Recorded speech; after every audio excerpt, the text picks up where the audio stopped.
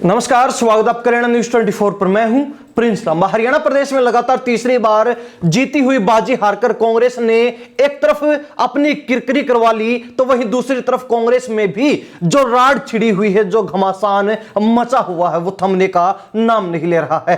कांग्रेस जो 3 महीने चुनावी परिणाम आने के बावजूद भी 3 महीने सरकार बने हो चुके हैं, लेकिन उसके बावजूद भी अब तक ना अपना नेता प्रतिपक्ष चुन पाई है, ना ही कांग्रेस के किसी नेता ने हार की जिम्मेवारी ली है, ना ही नए सिरे से संगठन खड़ा कर पाई है, और ना ही कोई बड़ा फेरबदल हरियाणा कांग्रेस में कर पाई है। इसके अलावा एक और बड़ा काम जो कांग्रेस को करना चाहिए था, हार के कारणों का पता भी अब तक कांग्रेस नहीं कर पाई, जिससे अंदाजा लगाया जा सकता है कि कांग्रेस के जो आंतरिक हालात हैं, अंदरूनी हालात हैं, वो बेहद खस्ता हाल हैं, बेहद खराब हैं, और कांग्रेस को कांग्रेस के नेता ही घुन की तरह खा रहे हैं। अब देखने वाली बात यह है कि उन्हीं नेताओं में से कुछ नेता ऐसे हैं जो चुनाव हारने के बाद शांतिपूर्वक घर बैठे हैं, लेकिन कुछ नेताओं को अपनी हार हजम नहीं हो रही और अपनी हार का ठीकरा सीधे सीधे कांग्रेस के ही नेताओं पर फोड़ने का काम किया जा रहा है। ऐसा एक वीडियो पिछले दिनों जमकर वायरल हुआ, जब कांग्रेस के एक हारे हुए प्रत्याशी बरवाला से रामनिवास घोडेला ने खुलकर अपनी पार्टी के ऊपर, अपनी पार्टी के नेताओं पर हमला बोला और यह बात कह दी कि उनको हरवाने में उन्हीं की पार्टी के लोगों का हाथ रहा है, उन्हीं की पार्टी के लोगों ने उनके साथ विश्वासघात किया, जिसके चलते ना वो जीत पाए, और इसी विश्वासघात के कारण हरियाणा प्रदेश में भी कांग्रेस सरकार नहीं बना पाई। इसके साथ साथ कांग्रेस के ही एक बड़े नेता और पूर्व में मंत्री रहे प्रोफेसर संपत सिंह ने भी जमकर अपनी पार्टी की पोल खोलने का काम भरी सभा में कर दिया। पहले उन दोनों नेताओं को सुनिए, उसके बाद पूरे मामले पर विस्तार से चर्चा करेंगे, क्योंकि अब मामला तूल पकड़ चुका है। मामला सिर्फ हरियाणा तक ही नहीं रुका, बल्कि हाईकमान के संज्ञान में भी जा चुका है, और दोनों नेताओं के ऊपर कार्रवाई की बात लगातार कही जा रही है। पहले इन दोनों नेताओं के वक्तव्य को सुनिए, किस तरीके से अपनी पार्टी की पोल खोलने का काम, अपनी ही पार्टी को, अपने ही नेताओं को आंख दिखाने का काम दोनों नेताओं ने कर दिया। 2024 में एक आवाज थी कि हमारी कांग्रेस पार्टी की सरकार बनेगी। सरकार कब कैसे बने? सरकार बनती विधायकों से, परंतु हमारे वाले दिनों सोचे बिना विधायक का सरकार बन जाए। हमारे कुछ लोगों ने एक जात पात का जहर घोल दिया, महकमे बांट रखे थे कि मेरा छोरा ये बनेगा, ठीक है, एमएलए बन गया कोई बात नहीं, एमपी बन गया कोई बात नहीं। हार का कारण सबने मेरा है 55 आदमी का थापी मारना, सिर्फ लोकसभा का इलेक्शन जीतने के लिए। भाई सरकार तो विधानसभा से बनेगी, लोकसभा से तो सेंटर की बनेगी, विधानसभा से बनेगी सरकार। विधानसभा में थापी नहीं मारी जाती ऐसी, खुद जीतने के लिए, और 55 आदमी खड़े कर दिए। क्यों खड़े करे भाई? कह देते भाई 1 को टिकट देंगे हम, फलाना आदमी को देंगे, किसी ने जाना चाहो, कोई नहीं जाता। मेरा सरकार कांग्रेस क्या होगी, सबने मेरा सरकार कांग्रेस क्या होगी, पूरा हरियाणा में रुका था, परंतु इन थापिया ने ले बैठा। चुनाव में तो पिछले 10 साल से बोलने का मौका नहीं दिया, 2019 में भी नहीं दिया और 2024 में भी नहीं दिया, लेकिन उसके बाद मैंने बोलने में तो कोई कमी छोड़ी नहीं। फरीदाबाद में वैसा खेल हुआ और करनाल में जो खेल हुआ उसको तो हर आदमी समझ गया, ये टिकटें बांटने वाले लोग जो स्टेट के हैं, ये बीजेपी से मिले हुए हैं। दिल्ली से निकलते ही गाड़ियों पर गाड़ियां, गाड़ियों और गाड़ियां, हमें पता नहीं होता था कब आएंगे, लेकिन लक्कड़ बग्गे टाइप के लोग थे जिनको पहले पता लग जाता था यहां पहुंच गए, यहां पहुंच गए, यहां पहुंच गए। मैं 1982 में आजाद जीत के आया था, और जो अपने आप को सीनियर मानते हैं, 1982 में उन्होंने कांग्रेस से मार खाई थी, हारे थे। 87 में फिर बढ़ा, और जो आदमी देश का प्रधानमंत्री रहा है चौधरी देवलाल, उसका होम मिनिस्टर बना, और वो आदमी फिर आ रहा था 87 में बड़े हल्के से। लोकदल को तो समझ में आ गई कि संपत सिंह गया तो हमारी सरकार गई। तेरी कांग्रेस के नेताओं को समझ में आई, संपत सिंह आया तो हमारी सरकार आई है। 2019 में काटी, बीजेपी को दे दी सीट, 2024 में काटी, बीजेपी को दे दी। इसका मतलब बीजेपी को कौन जिता रहा है?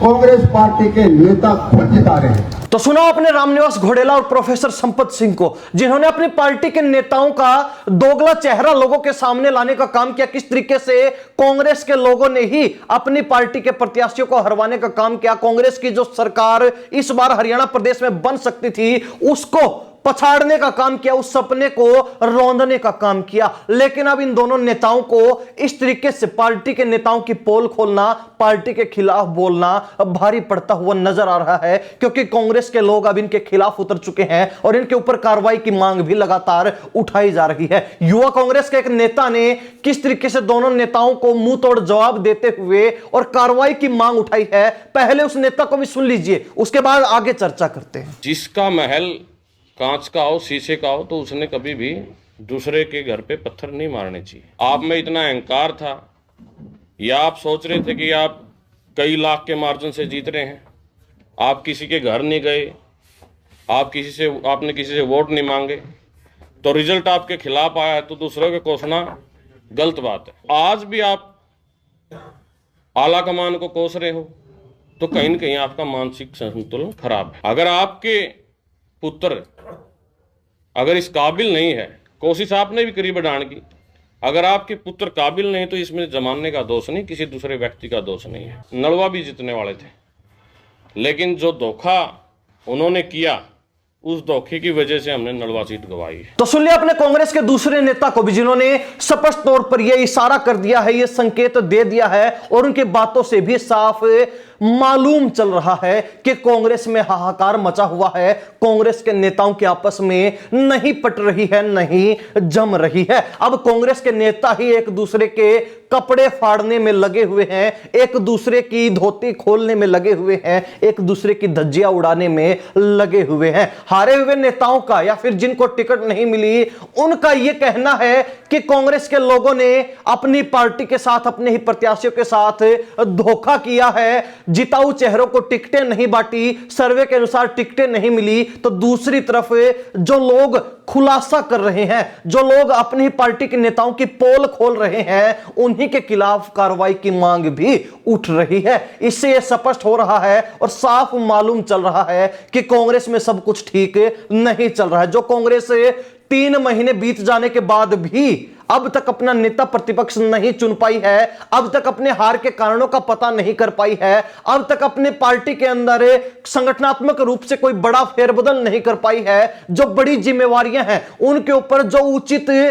परिवर्तन किए जाने थे, जो बदलाव किए जाने थे, वो अब तक नहीं हो पाए हैं, तो अंदाजा लगाया जा सकता है कि कांग्रेस किस कदर अपनी राजनीति को खत्म करने का काम कर रही है। और जो बचा खुचा माहौल कांग्रेस के पास हरियाणा में था, अब उसको भी खत्म करने का काम कांग्रेस के ही लोग कर रहे हैं, क्योंकि कांग्रेस के नेताओं की आपस में जुतम पजैर, आपस में वाद विवाद, आपसी लड़ाई और आपसी फूट कांग्रेस को ही अंदर खाते खोखला करने का काम कर रही है। कांग्रेस की सियासत को हाशिए पर धकेलने का काम कर रही है, खात्मे की ओर धकेल रही है। अब देखने वाली बात रहेगी कि हाईकमान हरियाणा कांग्रेस को लेकर कितना जल्दी सचेत हो पाता है, क्योंकि पिछले 2 महीने से लगातार ये बातें कही जा रही हैं कि 1 सप्ताह में, 2 सप्ताह के अंदर या फिर फला तारीख तक हरियाणा कांग्रेस में बड़े परिवर्तन हो जाएंगे, लेकिन अब तक ऐसा कुछ देखने को मिला नहीं है।